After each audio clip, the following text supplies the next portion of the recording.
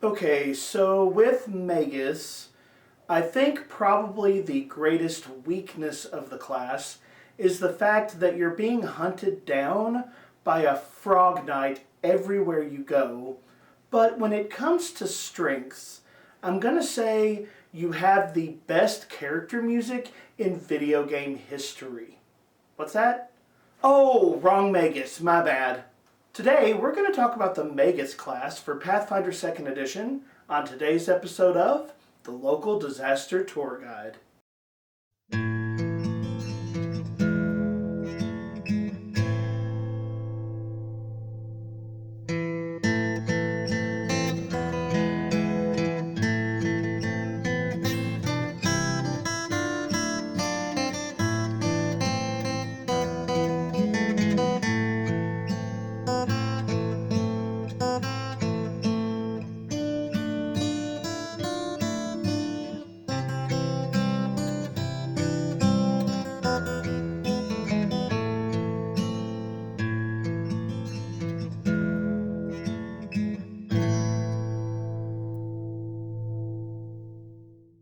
Hello travelers and tourists, my name is Mark and I'm the Local Disaster Tour Guide. That's right, I am a storyteller who's got some good news for you. Potency runes may not help you on your spell attack rolls, but they do help you on Spellstrike.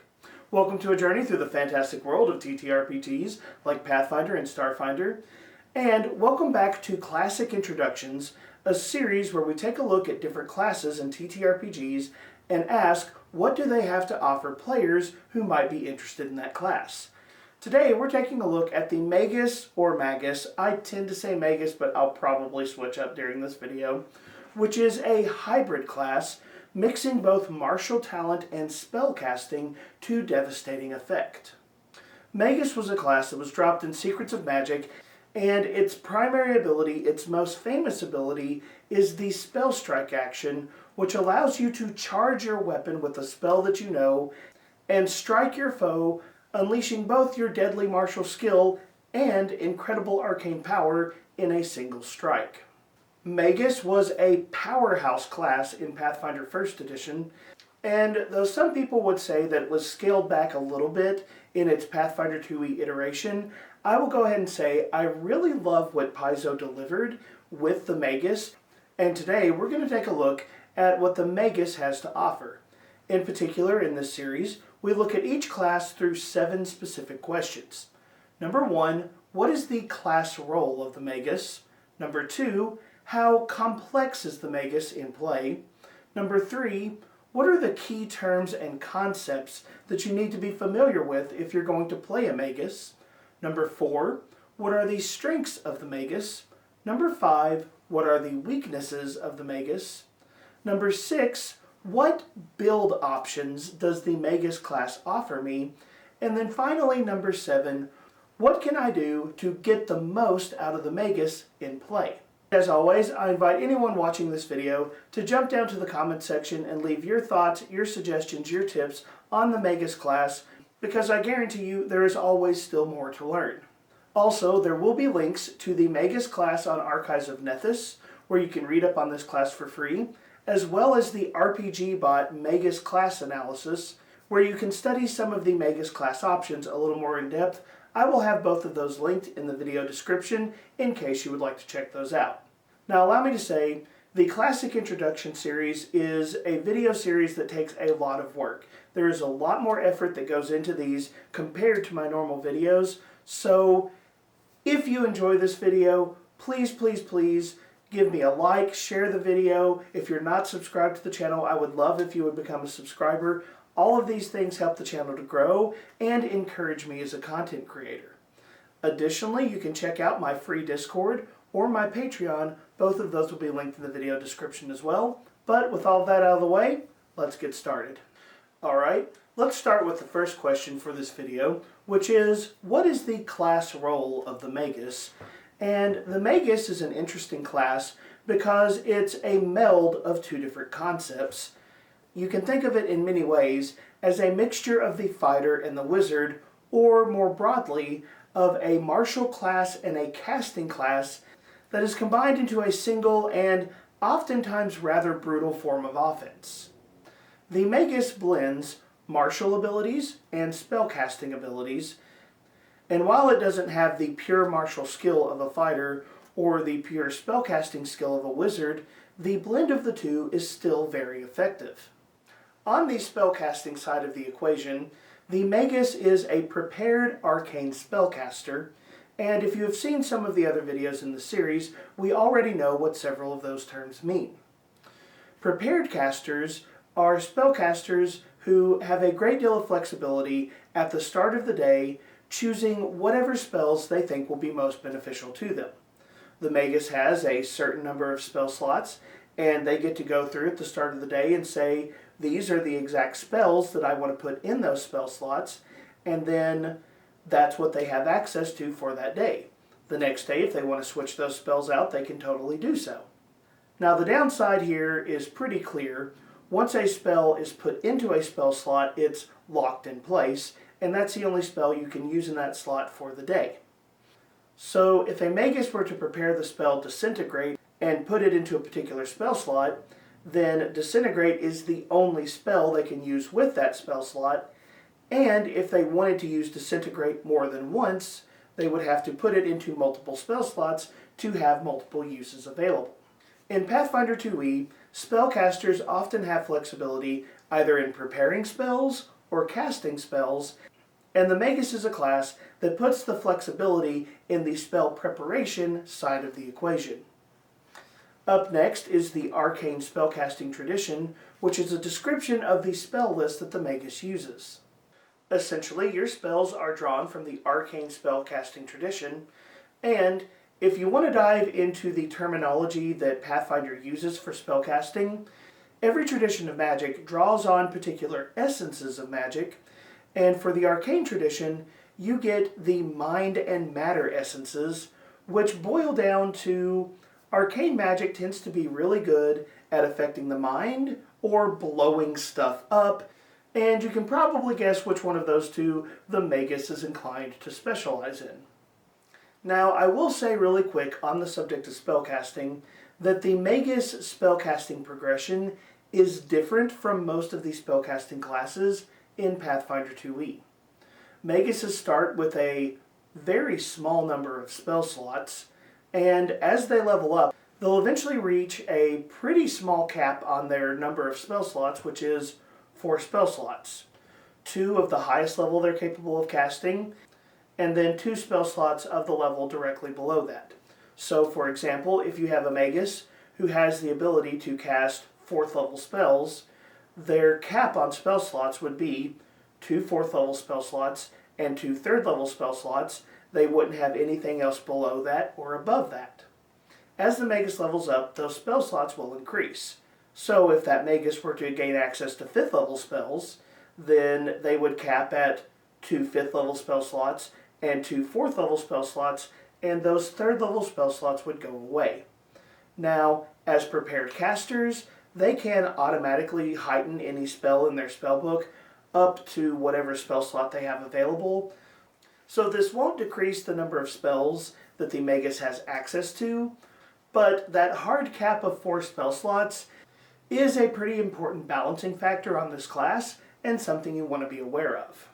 The Magus does get some other spellcasting options, most notably cantrips, Conflux Spells, and Studious Spells, but those 4 core spell slots are a pretty limited resource that you will need to manage. By the way, this particular spellcasting progression, I don't think there's an official name for it, so I'm just going to be calling it hybrid casting in this video, but I've seen other terminology like wave casting and stuff throughout the Pathfinder 2e community, so if you're reading up on the Magus, be aware that the spellcasting progression of the Magus and the Summoner is different. But okay, let's cut through all of that and get to the heart of the matter. You have a class that is blending martial ability and spellcasting ability. What role does the Magus have in Pathfinder 2e? And the answer is offense. You are an aggressive character. Combining weapon attacks and spells into a single strike is a very potent offensive option, and Magus has some of the best single attack damage in the game. Sure, there are going to be options that will allow you to play defense or do some other things inside of the game, but Magus is very much a class that is going to appeal to aggressive playstyles, and that's probably the core of your class role. You are going to be a damage dealer for your party. But alright, what about question number 2? How complex is the Magus? Overall, I give the Magus a complexity rating of 7 out of 10, though to be honest, your experience is going to vary a little bit as you approach the Magus. The Magus has essentially 2 points of serious complexity, and then the rest of the class is actually extremely simple. 1 point of notable complexity for the Magus is the fact that you are a prepared spellcaster. As a prepared spellcaster, you have to assign your spells at the start of the day, which means you need to know what you want to use before the adventure begins. Prepared spellcasting is a little more complex to use. It allows a lot of flexibility in spells known, but picking the spells you want, especially when you only have a maximum of 4 that you get to pick, makes for a complex juggling act. And then you have the second point of complexity, which is the Spellstrike activity that is the core activity of your class. This is your main class feature. And if you were to pull up something like the Path Builder app for Pathfinder 2e and start rolling up a Magus right now, one of the things you would notice is they actually have 2 separate tooltips for Spellstrike, because Spellstrike is just a complicated activity.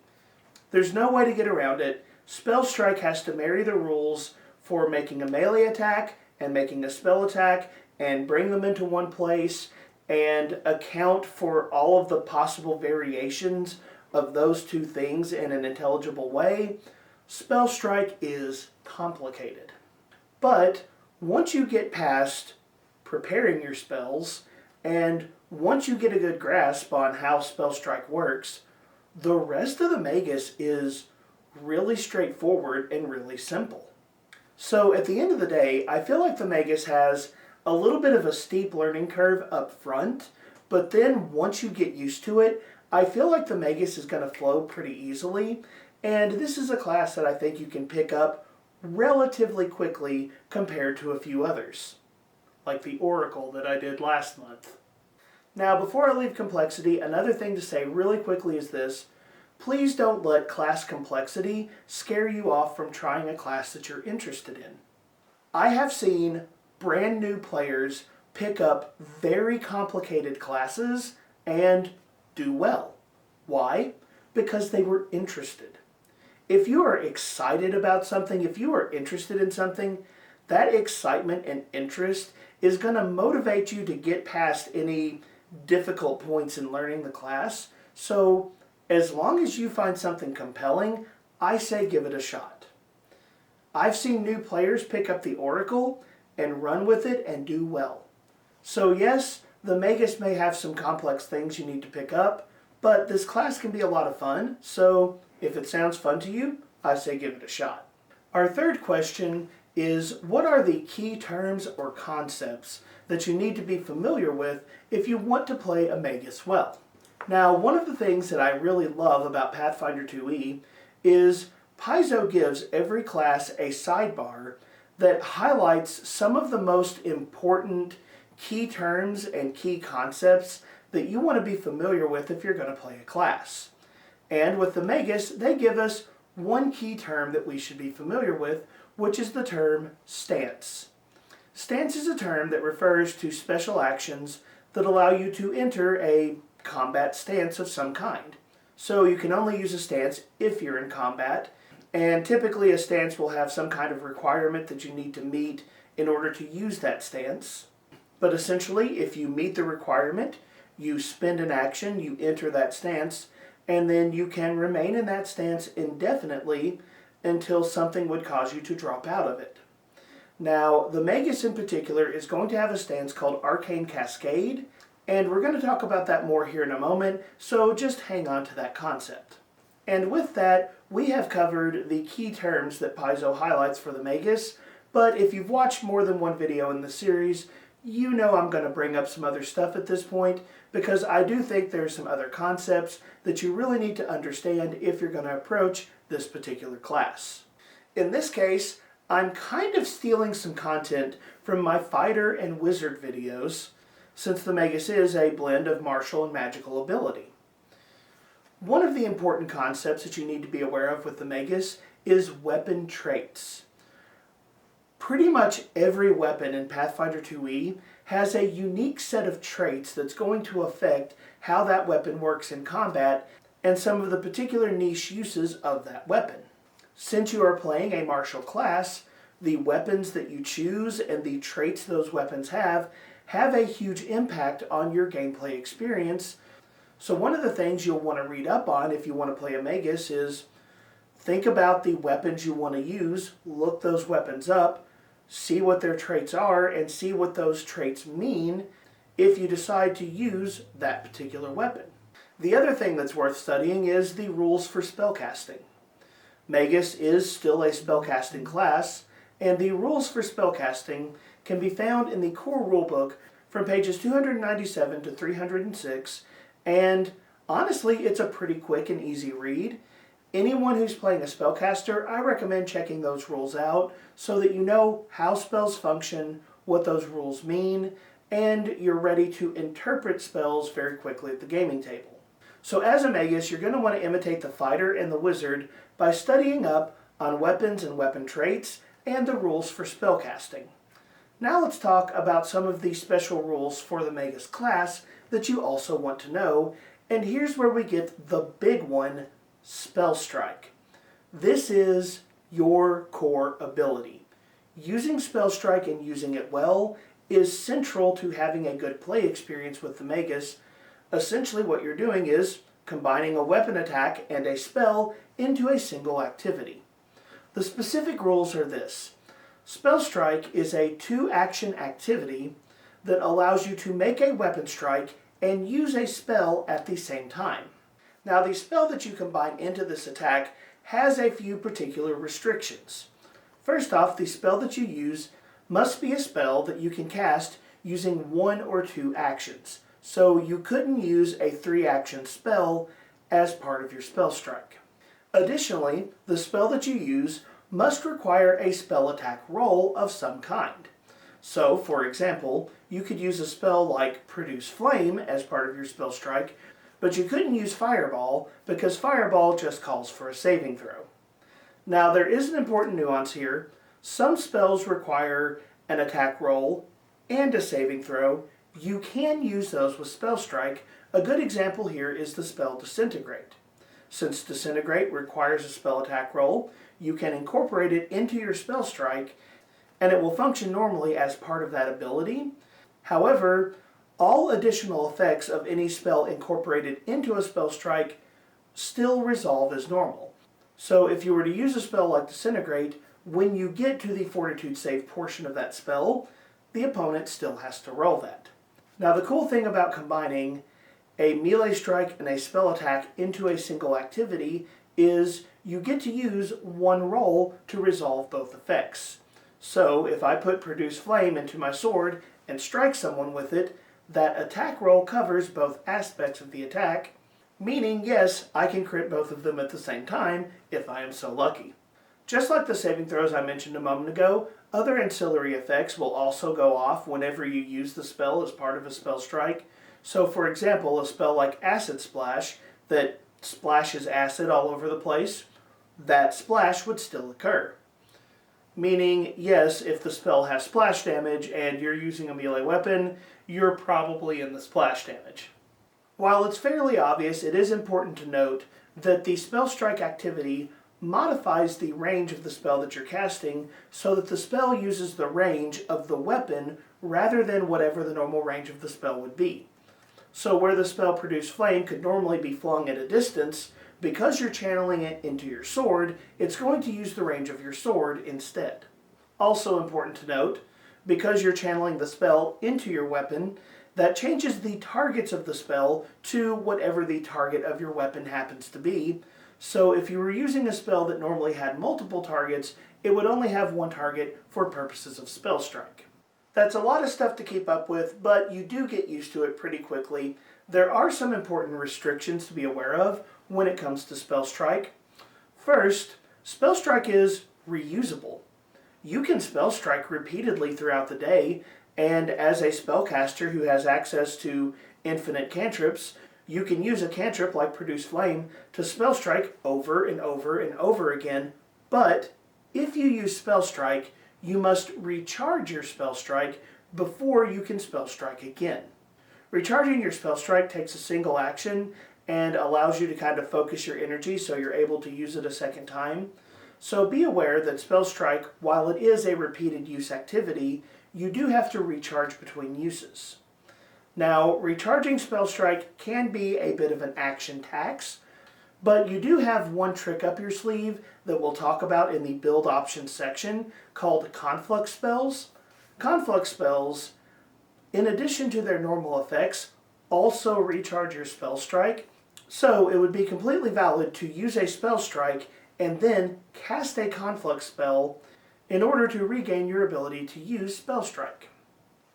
Also, it's important to note that while the Spellstrike activity only requires one attack roll, you are in effect combining two attacks, the melee strike and the spell attack, so Spellstrike as an activity counts as two attacks when you're calculating your multiple attack penalty for any additional attacks that occur during your turn. One final restriction to be aware of that's probably only going to come up if you're looking at multi-classing is metamagic abilities that a lot of other casters have typically cannot be used in conjunction with the Spellstrike activity because of the particulars of how metamagic and Spellstrike are worded. I'm not aware of any exceptions at the moment, but Paizo does kind of word it in a way where I kind of suspect that down the road there may be a few Magus metamagic options that we might discover. I don't think anything exists yet, so for right now, Spellstrike and metamagic don't work together. Again, Spellstrike is a little bit complicated, and it's okay if you have to read it a couple of times before you get used to all of the particulars of how it works, but once you're familiar with the ability, it will come to you pretty quickly. The last two Magus abilities that I want to discuss are called Arcane Cascade and Conflux Spells. Arcane Cascade is the special stance that is available to a Magus, and essentially this is a stance that you can enter after you use a spell or after you use the Spellstrike activity. It takes one action to perform, and it charges your weapon with magical energy that's left over from the spell that you just used. Essentially, Arcane Cascade is a bonus damage stance that you can enter. The bonus damage is not that high. It starts out at 1 point of bonus damage, and it scales kind of slowly. But the important point of Arcane Cascade is this: the bonus damage is based off of the spell that you cast. So, for example, if you cast Produce Flame and then enter Arcane Cascade stance, you add bonus fire damage to all of your future attacks while you're in that stance. And if you did Acid Splash, it would be bonus acid damage, Ray of Frost, cold damage, you get the picture. So while the amount of damage is not very large, the cool thing about this damage is it's really good for repeatedly triggering the weaknesses of enemies that you fight. If you're fighting a monster that is weak to cold damage, you could Spellstrike with Ray of Frost and then enter Arcane Cascade as an action, and all of your future melee attacks are going to be triggering that creature's weakness to cold damage. Now, if for some reason the spell that you used is not associated with a particular damage type, you will get an automatic damage type based on the school of the spell that you used, so there are rules for that eventuality. One final note on Arcane Cascade is this: most of your hybrid study or subclass options are going to have some kind of special ability or special effect associated with being an Arcane Cascade stance. So for most of your subclasses, Arcane Cascade does get a little bit stronger, but we'll discuss those details in a future section. The last class ability to discuss here is Conflux Spells. And Conflux Spells are a Magus's focus spells. The focus spells that we've discussed with all of the other classes, this is what Maguses get, and it's going to follow the exact same rules for focus spells that any other class would have. You will automatically get one Conflux spell at level 1 that's going to be based on your hybrid study or subclass. However, you can also unlock other focus spells through the use of class feats as you level up. Now, there are a couple of fun things to note about Conflux spells. One of them I've already mentioned. Using a Conflux spell recharges your Spellstrike. This is going to help save some of your action economy and is one of the most important uses of Conflux spells for a Magus. Yes, they have some nice benefits, but they also allow you to prepare to Spellstrike again, so they're an important part of recharging your main class ability. Additionally, at least for the level 1 Conflux spells, the ones that are part of your hybrid study, all of those allow you to perform a melee strike in addition to some other magical effect. Meaning that at least the low-level Magus Conflux spells are really punchy. Remember when I said that Magus is an offense-oriented class? Yeah, Conflux spells are going to drive this home for you. But all of that taken together represents the important ideas you want to be aware of if you're going to be playing a Magus. Now that we've talked about all of the technical stuff that goes into playing a Magus, let's get into the fun part of the conversation and talk about question number 4. What are the strengths of the Magus class? And, well, there's one strength we need to go ahead and just get out of the way because it's the reason you're here: burst damage.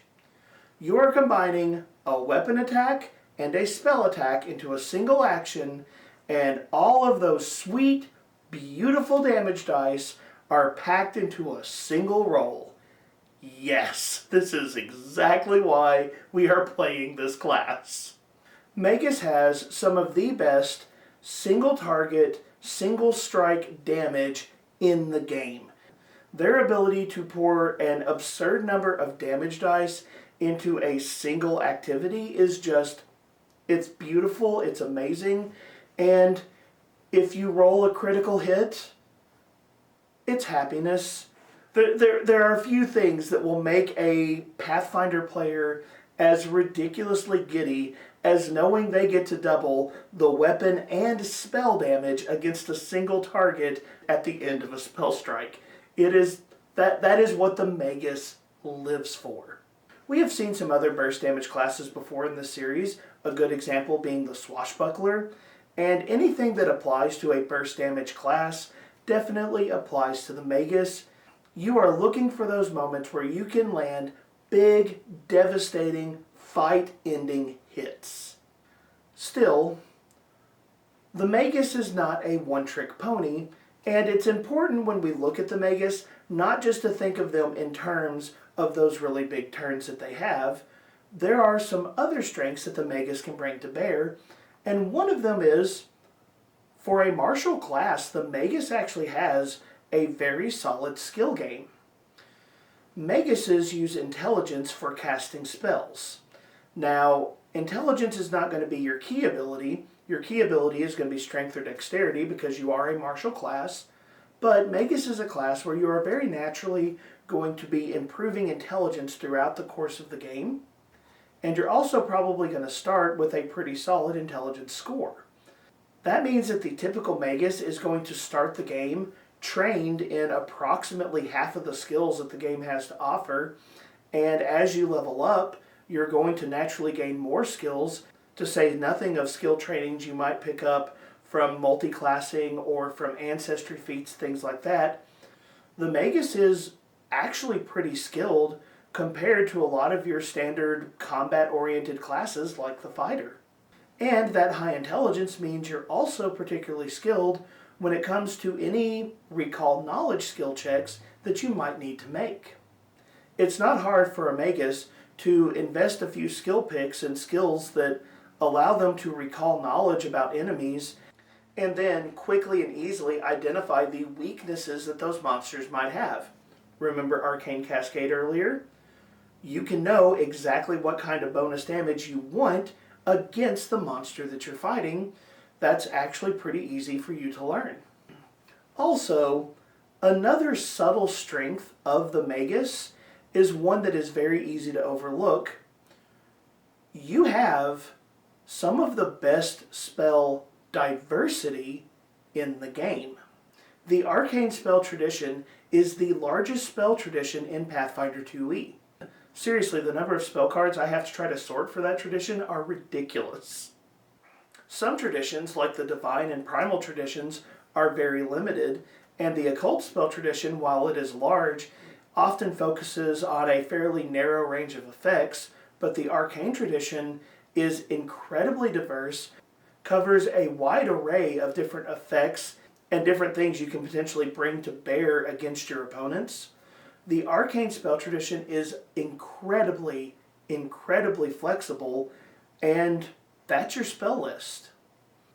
Now yes, you only have 4 regular spell slots. That does mean the number of spells you can use during the day is kind of limited, but the diversity of those spells is not limited. The only thing that's really off limits to you over the course of the whole game is 10th level spells. So if the enemy has a particular weakness, you have the diversity of spells to take down that weakness. And don't forget, you can use your spells separate from Spellstrike, giving you some more diversity in how to bring your magical talents to bear in any combat situation. Spellstrike is usually your best option, but you have some flexibility, and there may be situations where that flexibility gives you some better ways to approach your challenges. But if we're going to talk about strengths, we also have to talk about the other side of the coin, which are the weaknesses of the Magus class, so let's dive into those as well. If there's an obvious strength of the Magus in terms of the burst damage on Spellstrike, I think there is a very obvious weakness as well, and that is missing a Spellstrike just hurts. You lose the spell, you have to recharge your Spellstrike before you can use it again. Missing an attack as a martial character is bad enough, but you're missing a spell attack roll on top of it. Putting all of your cards into that single activity, if you roll badly, it just doesn't feel good. Magus is one of those classes where one turn you can drop an incredible amount of damage, and the next turn you can feel completely useless because the extremes of dice just fell that way, and that is something you need to be aware of if you play a Magus. In fact, if you play a Magus, I would be hunting for some fortune effects to protect you from bad dice rolls, because missing that Spellstrike is definitely painful. The next obvious weakness is something we've discussed a couple of times already, which is you cap out at 4 regular spell slots. Now, you do get a class feature called Studious Spells, which gives you some bonus spell slots. Those bonus spell slots are essentially some free buff spells. So that means you don't have to use up your regular spell slots just to buff yourself before a fight. That's pretty cool. But even with the Studious Spells, even with your repeated use cantrips, even with Conflux Spells, you still only have 4 of your primary spells. That's your fireballs, that's your disintegrates. Those are the big spells that you can bring to bear, and you don't have many of them. You can easily use up all of your primary spell slots in a single fight if you're not careful. In other words, Maguses really need to manage their resources if they want to be effective over the course of a full adventuring day. There are a couple of other weaknesses of the Magus that I feel are also worth mentioning. They're not as bad as the previous 2, but they are still some things that you'll notice about the class. One of them is reactions. The Magus, with the exception of one subclass, has no reactions built into the class. They might get a reaction from one of their spells, but for the most part, they don't have any. Now, at level 6, they can access the Attack of Opportunity reaction. That's pretty good. And there are a couple of other reactions they can unlock with class feats at higher levels. But compared to other martial classes, the Magus just doesn't have as many reactions at their disposal. And finally, the Magus has a critical weakness to the elements of surprise. Did I catch you off guard with that one? Okay, so the Magus is a little bit of a multiple attribute dependent class in that it needs both combat-oriented statistics like strength or dexterity and then constitution, and it also needs a good intelligence score for its spellcasting. It's not as multiple attribute dependent as some classes out there, but it is kind of noticeable, and this puts Magus in a position where wisdom and charisma are often pretty low in comparison to the other stats that a Magus might have. Well, if you combine a low wisdom score with one of the worst proficiency progressions for perception in the entire game, this means that the Magus in Pathfinder 2e is a class that can get caught off guard very easily, and the typical Magus would probably benefit from having an attentive party member nearby, or at the very least setting some alarms before they camp at night, because perception is definitely not your thing. But now we get to move on to another fun aspect of the conversation, and that is build options. What are these subclasses? What are the different ways that I can go about building a Magus? What different play styles does it present? Well, for the Magus, your build options or subclasses are known as hybrid studies. Essentially, you can think of these different hybrid studies in terms of what kind of weapon does your character specialize in using. There are 5 options that are available for the Magus, at least presently in Pathfinder 2e. The Inexorable Iron, the Laughing Shadow, the Sparkling Targe, the Starlight Span, and the Twisting Tree. The first one is the Inexorable Iron hybrid study, and this is the hybrid study that focuses on massive two-handed weapons. Great swords, great axes, pole arms, that kind of thing. This hybrid study is a little bit tankier than some of the other Magus options, as while you are in Arcane Cascade, you will gain a small number of temporary hit points every single round to help absorb any damage that might come in from being up close and personal with your enemies. Additionally, you gain access to a Conflux spell known as Thunderous Strike, and this allows you as a single action to perform a strike at an enemy and at the same time unleash a 15-foot cone of sonic damage. Now, it's not a lot of sonic damage, but hey, it's a free add-on effect to a strike. And don't forget, it's also going to recharge your Spellstrike, meaning you're ready to unleash another devastating, powerful attack. The second hybrid study is called Laughing Shadow, and this one focuses on one-handed weapons, though with the important distinction that most Laughing Shadow builds require you to have a free hand as well. You can't use anything else, such as a shield, in that hand for a lot of what the Laughing Shadow does. When you are in your Arcane Cascade stance, you will gain a bonus to your speed and bonus damage against flat-footed enemies. So, kind of like a rogue. And your Conflux spell is called Dimensional Assault, which allows you as a single action to teleport up to half your speed and immediately make a strike, giving you a little bit better action economy and movement compared to some of the other Magus hybrid studies. The Sparkling Targe hybrid study is the most defensive of the hybrid study options, as it's going to be your weapon and shield option, and the focus for the Sparkling Targe is on the shield. You will gain the Shield Block General feat for free, and the Sparkling Targe is the only hybrid study that gives you a bonus feat like that, so it's pretty nice. And then, when you're in your Arcane Cascade stance, you can add your shield bonus to your saving throws against spells.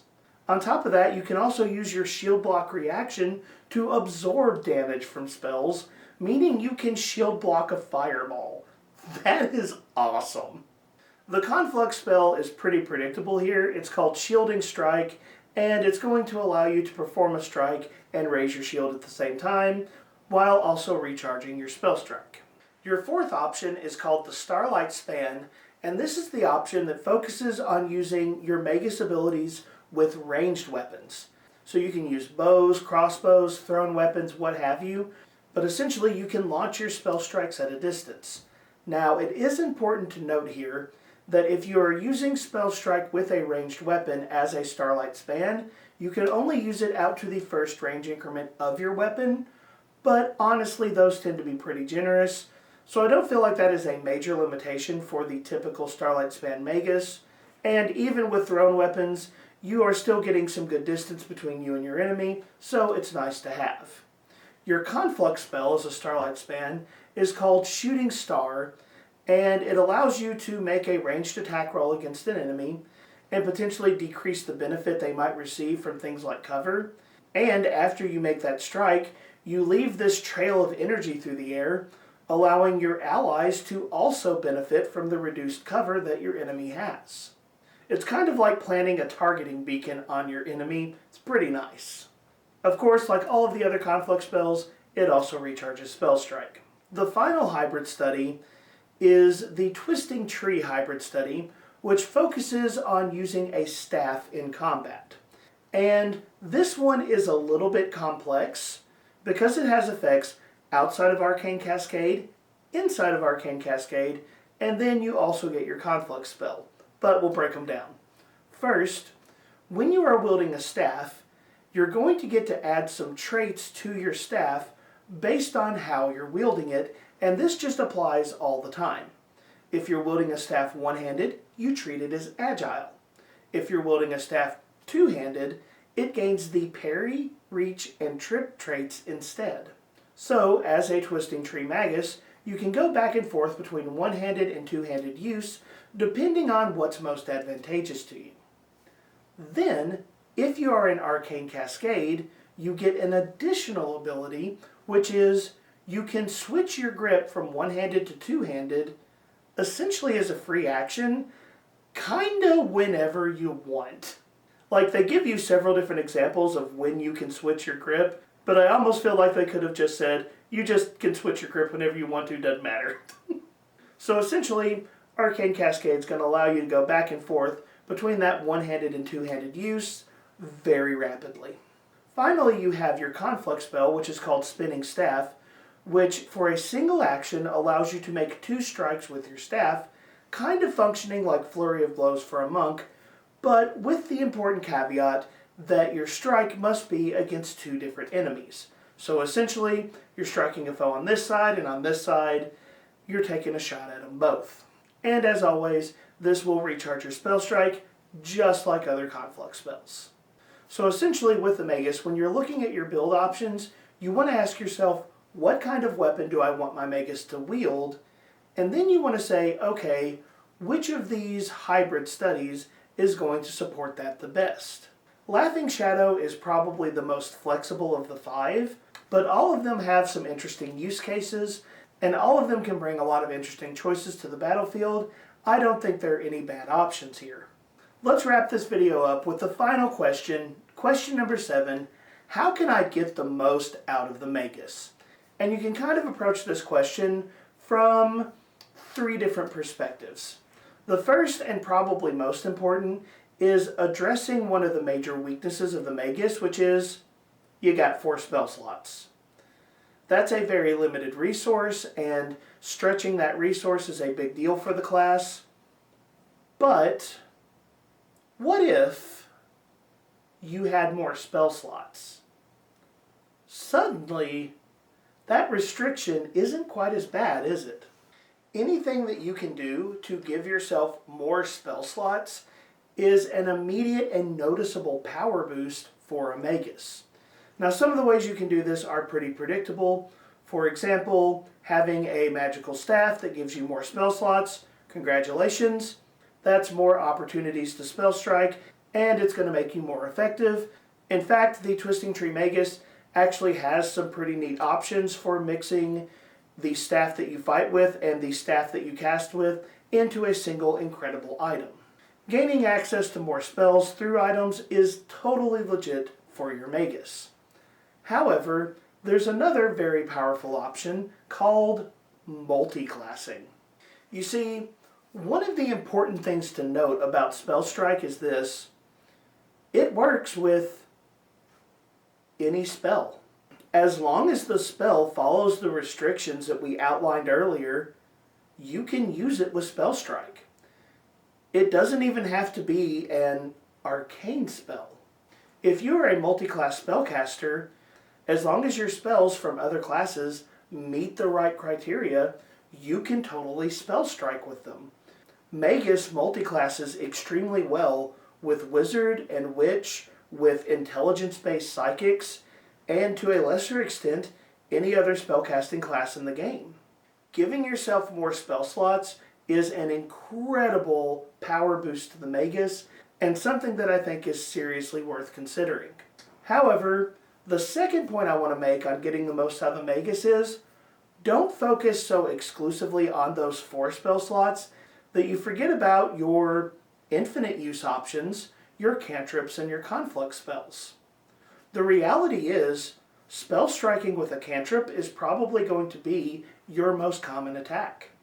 And you have 5 different cantrips that you can use to mix and match the damage types of your spell strike, so you can get a lot of flexibility out of the Magus just from your cantrips alone, and then your conflux spells are focus spells, so they are rechargeable throughout the day. Cantrips and conflux spells give you a lot of flexibility with this class, and as you level up, you can take class feats to give you more cantrips to add to your conflux spell options. Yes, your base spell slots are kind of limited, but you still have a ton of flexibility in the other magical options that the Magus gives you, and it's just important to remember, don't overlook those resources. And while this isn't really a getting the most out of the Magus, don't forget you do have the Studious Spells class feature, which is going to give you 2 bonus spell slots for your buff spells, meaning that you don't have to eat into that key resource of your main spell slots in order to buff yourself before a fight. Don't forget you have access to that as well. But all of that is spell management. Gaining more spell slots, using your spell slots well. There is another aspect of the Magus that I think is worth taking the time to consider, and that is something I mentioned earlier, crit fishing. As I've mentioned, the Magus is a burst damage class. All of your power is being put behind a single activity, and you're trying to get as much damage out of a single attack as you can. That means anything you can do to increase the odds of landing a critical hit is going to go a really long way in making your play experience more enjoyable as a Magus. And what that kind of means is, Spellstrike might not be the first thing you want to do. Okay, so this is common advice for Pathfinder 2e, but I feel like this is something that's easy to forget in the moment with the Magus. Debuffing is very powerful in Pathfinder 2nd Edition, and actions that lower a target's armor class, such as using Intimidate or moving into flanking, those things are going to make it easier to land the devastating hits that you're looking for as a Magus. Which means, as a Magus, you want to think, how can I gain an advantage over my enemy to set up a really devastating spell strike? Anything that applies to other crit fishing classes, such as a fighter or a swashbuckler, is going to apply to a Magus. I think it's really easy when you're playing a Magus to get into this mentality of, oh, I need to land that really big hit, so I'm going to charge in and I'm going to fire it off as fast as I can. And though that may be fun, it is not necessarily ideal for getting the most out of your Magus. Take the time, set up your enemy, set up the right circumstances, so that when you fire off that spell strike, the chance to hit, and more importantly, the chance to crit, get a lot stronger. As I said in the strength section, the dream of the Magus is to land that devastating critical spell strike. Well, the good thing about Pathfinder 2e is you can really buff your odds of landing a critical hit if you do the right tactical things beforehand. And like I mentioned in the weakness section, it doesn't hurt if you've got a few fortune effects laying around so that you can maybe lucky reroll and fish for those critical hits just a little bit more. But that brings us to the end of this video and our discussion of the Magus class. I really have to say, I love how Paizo approached Magus in Pathfinder 2e. It doesn't have the same absurd heights that it had in Pathfinder 1st Edition, but I feel like it functions more smoothly, more reliably, and you can still get those fun critical burst damage moments that I think are such a big part of the Magus play experience. So I think the Magus is a very fun class, and I can see its common appeal inside of Pathfinder 2e. But let me turn the conversation over to you. What are your thoughts on the Magus class, and what tips or tricks do you have for someone who is considering playing a Magus? Are there strengths or weaknesses that I overlooked? And do you have any suggestions for people who want to get just a little bit more out of the Magus? Jump down to the comments section, be a part of the conversation. I love to hear your thoughts and ideas. Seriously, talking to you is the best part of this job. And as always, thank you so much for being here. Thank you so much for being part of the conversation. Have a wonderful day.